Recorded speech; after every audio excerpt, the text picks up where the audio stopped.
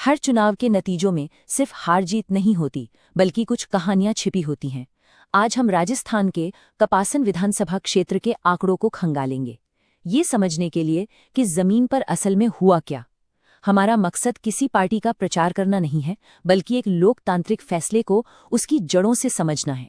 तो हमारी पड़ताल का सफर कुछ ऐसा रहेगा। सबसे पहले कपासन के जनादेश को समझेंगे, फिर एक बहुत ही दिलचस्प सवाल उठाएंगे, 21,344 वोटों का सवाल।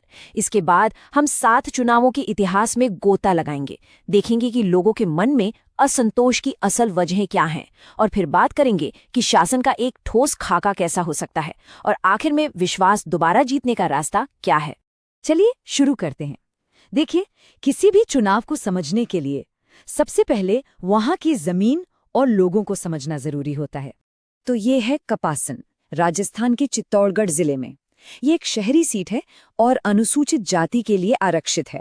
यहाँ की राजनीति में बैरवा और मेघवाल जैसे समुदायों का खासा असर है, मतलब चुनावी समीकरण बनाने और बिगाड़ने में इनकी एक अहम भूमिका रहती है। तो जमीन की बात हो गई, अब जरा आंकड़ों पर आते हैं, क्योंकि 2023 के चुनाव का डेटा हमारे सामने एक बहुत बड़ा सवाल खड़ा करता है। 2023 में कपासन के लगभग 75%, मतलब 3/4 रजिस्टर्ड वोटर्स ने वोट डाला। ये एक बहुत मजबूत आंकड़ा है, दिखाता है कि लोग अपने हक को लेकर कितने जागरूक हैं। लेकिन दिलचस्प बात देखिए, जीतने वाले उम्मीदवार को मिले सिर्फ 42% वोट।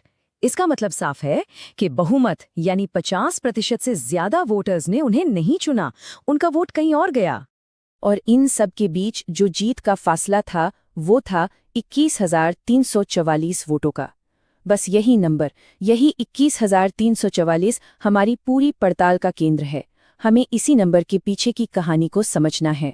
तो सवाल ये है कि आखिर ये 21,344 वोटों का फर्क आया कहाँ से? ये नंबर हमें कपासन की सियासी नब्ज के बारे में क्या इशारा कर रहा है?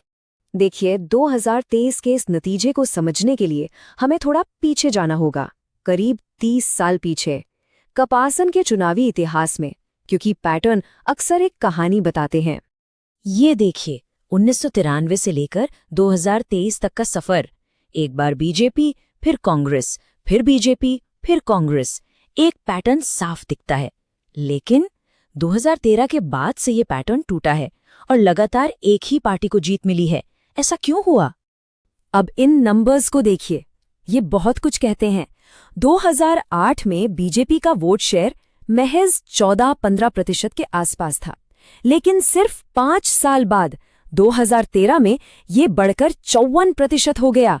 एक जबरदस्त छलांग। वहीं दूसरी तरफ कांग्रेस और उसके साथी दलों का वोट शेयर धीरे धीरे कम होता गया और 2023 में ये 31% पर सिमट गया। यही उतार चढ़ाव बताता है कि ये सीट कितनी स्विंग करती है।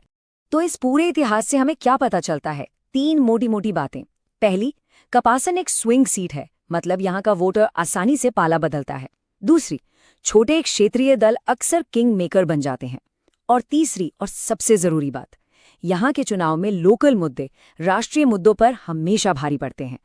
इतिहास और आंकड़ों की बात तो हो गई, लेकिन वोट सिर्फ नंबर नहीं होते। वोट के पीछे भावनाएं होती हैं, शिकायतें होती हैं, उम्मीदें होती हैं। चलिए अब उन असली वजहों को समझते हैं। सोचिए, 2019 की बाढ़ का वो मंजर, जब स्कूल में बच्चे फंस गए थे और बाहर लोग अपनी जान के लिए डरे हुए थे। ये सिर्फ एक खबर नहीं है, ये एक डर है, एक टीस है जो लोगों के जहन में बैठ जाती है, और यही डर, यही गुस्सा वोट में तब्दील होता है। तो ये है कपासन के लोगों की मुश्किलों का एक हीट मैप, मतलब कौन सी समस्या उन्हें सबसे ज्यादा छुपती है। देखिए, सबसे ऊपर है पानी और बाढ़ से जुड़ी परेशानियां, ये हाई इंटेंसिटी जोन में है। उसके बाद आते हैं खेती किसानी, स्वास्थ्य और शिक्षा के मुद्दे। ये दिखाता है कि लोगों की प्राथमिकताएं कितनी जमीनी और बुनियादी हैं, और यहीं पर हमारे संविधान की आत्मा बसती है। अपनी बुनियादी जरूरतों के लिए आवाज उठाना, अपने चुने हुए नुमाइंदों से सवाल करना, उन्हें जवाबदेह ठहराना, यह हर नागरिक का हक भी है और जिम्मेदारी भी। इसी से लोकतंत्र को ताकत मिलती है और इन जमीनी शिकायतों को एक सम्मानजनक मंच मिलता है। तो ठीक है, हमने समस्याएं समझ ली, लोगों का दर्द समझ लिया। अब सवाल उठता है कि इसका समाधान क्या है।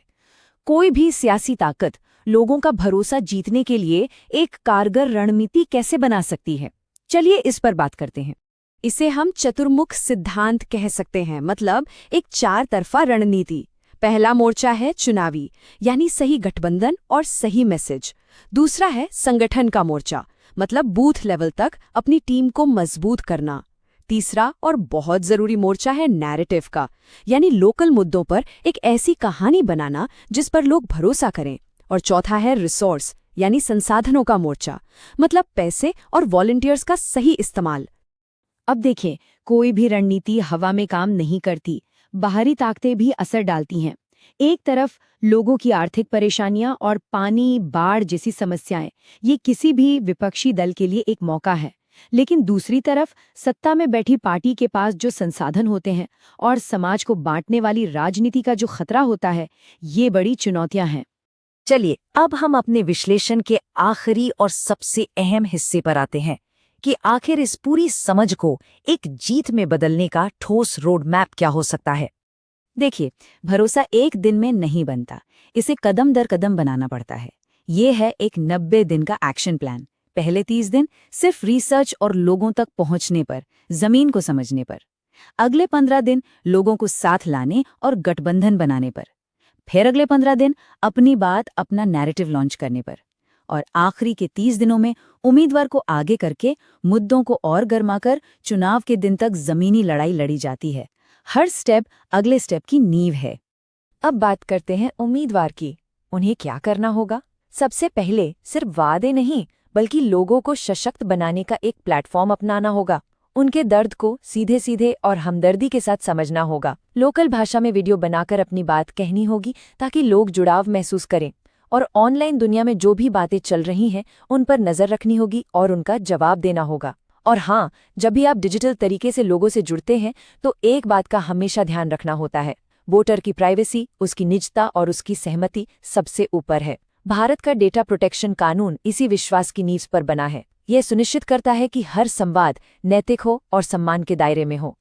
तो हम इस पूरी बातचीत को एक सवाल पर आकर छोड़ते हैं, एक ऐसा सवाल जो कपासन का सच भी है और शायद पूरे देश की सियासत का भी।